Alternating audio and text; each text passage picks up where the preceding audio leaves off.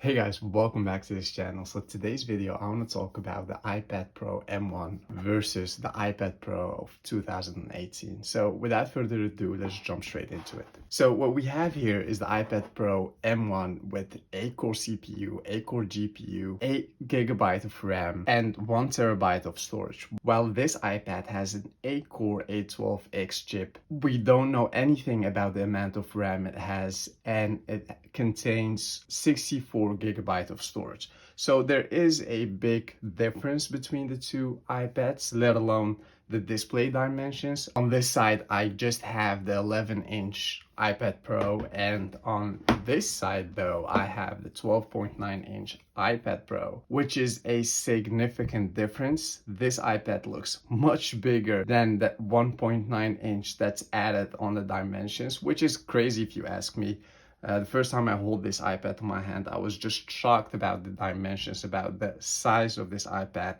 While this iPad is also big enough to do the day-to-day tasks like sending emails or watching videos, surfing on the web. Maybe you're a designer, you want to draw something. This dimension is perfectly made for that.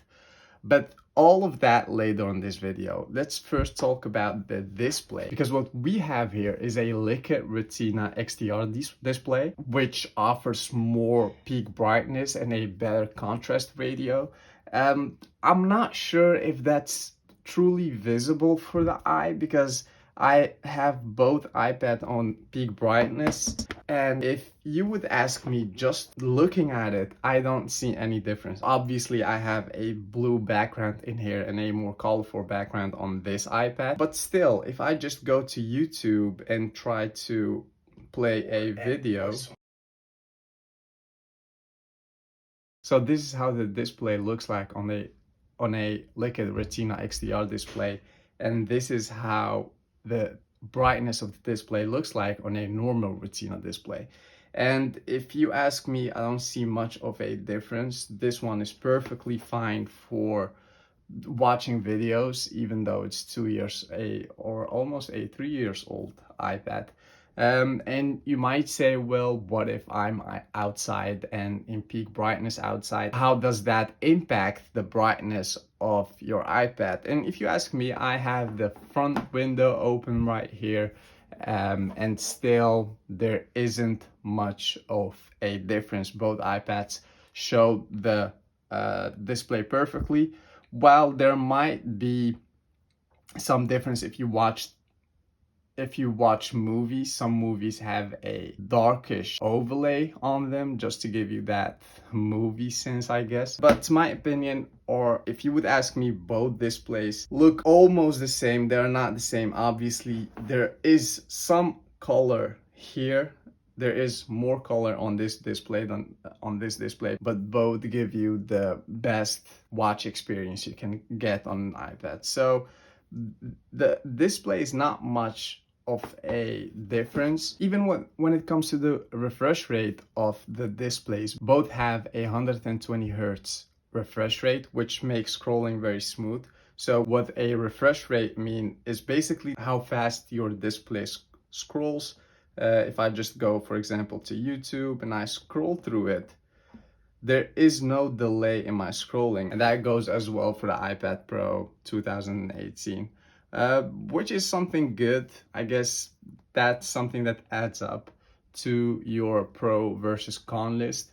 I mean, if you are on the verge of buying one of these iPads and you think about all the specs that those iPads have, obviously this one will definitely win over this one. But on the surface, just about the specs we've talked about right now, well, this one wins over this one. But for the eye, if we just look to both iPads on the surface, they feel the same, they perform the same. I haven't downloaded any heavy duty games on this one yet, like Call of Duty or other games, but I bet that when this iPad will win over this iPad, because yeah, it doesn't have the M1 chip, the 8-core GPU and 8-core CPU chip. It doesn't have the 8 GB of RAM, while this one, we don't know the amount of RAM this iPad has. And just a side note, if you don't know what RAM is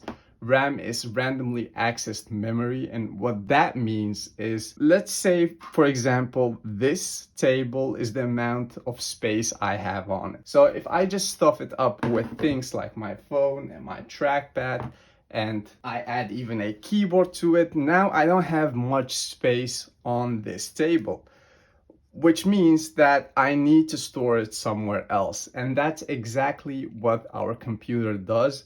If we don't have much space on the RAM, it goes and store it on your storage. And that's over time is basically harmful for your storage. You don't want to do that.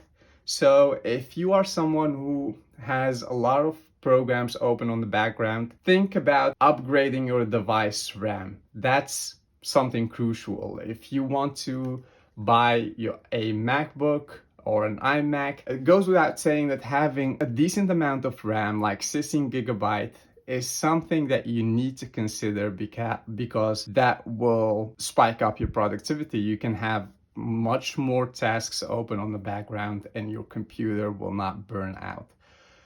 While CPU and GPU, that's about the performance. GPU stands for the graphic processor unit, which is basically a graphic card that's good for gamers. And CPU, which stands for central processing unit, which is good for computing power. But that's basically a whole topic on its own. Maybe I'll make a video about that very topic soon. But I just wanted to give you an idea of what all these specs means. And those specs are integrated on the iPad Pro M1, and those specs are not integrated in the iPad Pro of 2018. We don't have 8 gigabyte of RAM. We don't know the amount of RAM, because just this year Apple started announcing the amount of RAM the iPad has, while the previous generations we didn't got that information. So that's that. But if you would ask me, if you are a gamer, absolutely just go for the M1. You will definitely get bang for your buck. But if you are somewhere who just sending emails, watch a lot of YouTube videos, even a designer, maybe you draw a lot or all of that, this iPad is perfectly suitable for you. And since we are like 3 generations down the road, this iPad is much cheaper than this one. If you live in the US, the base model will cost you almost $1,100 with just Wi-Fi. You don't get cellular, or you will get 120 gigabyte of storage and 8 gigabyte of RAM and all that. While this one on the internet, on eBay or Craigslist or somewhere else, you will find this one for just I believe for $400 if you just look good. Just make sure you don't get a refurbished one, and if you get a refurbished one, make sure to get like a guarantee of 6 months or maybe a year. That's something I would look for if I would get a refurbished iPad. And that's actually it. I think I've just covered the essential things. I didn't want to go into much details because I don't want to overwhelm you guys with all the specs that both devices contain. The important specs are the display, the refresh rate. Both contains 120 Hertz refresh rate. I haven't spoke about the camera because who makes pictures with their iPad? I understand if you are in college and you are taking notes and you want to make a picture of something, this iPad comes in very handy, absolutely. But yeah, I don't believe you are someone who is making videos and go out and start creating pictures with your iPad. Therefore, you have an iPhone and you can just perfectly use that device. And that's actually it, guys. I hope you've got something out of this video. If you have any questions about whatever Apple device you want to buy, just leave that in the comment section below. I try to answer all your questions, so stuff that comment section up. Help me by subscribing to this channel. That helps me a lot. I really appreciate your support, your kind words. I'll read all of them and I try to reply on all of them. So thank you so much, and I'll see you in the next video.